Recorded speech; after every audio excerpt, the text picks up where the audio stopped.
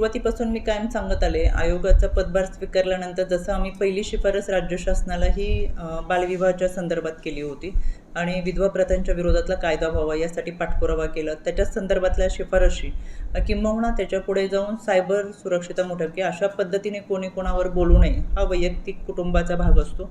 राजकारण करणारी एकच व्यक्ती त्या कुटुंबातली राजकारणात असते, पण हे कुटुंब राजकारणापासून अलिप्त असताना अशा पद्धतीने टीका टिप्पणी करणं हे अत्यंत चुकीचं आहे. एकतर कोणाच्याही वैयक्तिक आयुष्यावर बोलण्याचा अधिकार आपल्याला कोणालाच नाही. सामाजिक जीवनामध्ये, राजकीय जीवनामध्ये काम करत असताना ही मानसिकता बदलणं फार गरजेचं आहे.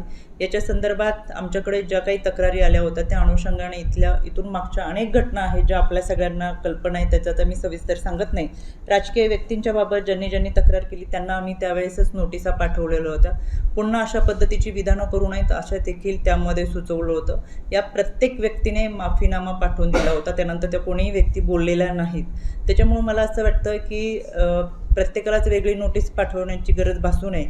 एखाद्या व्यक्तीला जरी गेली तरी तो समाजामध्ये वावरणाऱ्या प्रगल्भ व्यक्तिमत्व म्हणून, समाज लोकप्रतिनिधी म्हणून त्यांना पुढे घेऊन जात असतो. त्यावेळेस त्यांनी त्या गोष्टीचं अनुकरण करणं फार गरजेचं आहे. म्हणून संपूर्ण महाराष्ट्रामध्ये मी आपल्या माध्यमातून जरूर सांगेल की राजकारणाच्या ठिकाणी राजकारण करत असताना कामाच्या बाबत त्या व्यक्तीच्या केलेल्या कामाचा अनुभव याच्याबाबत टीका टिप्पणी करणं किंवा त्याला प्रश्न विचारणं हा भाग वेगळा, पण कुटुंबाबाबत कोणीही टीका करू नये.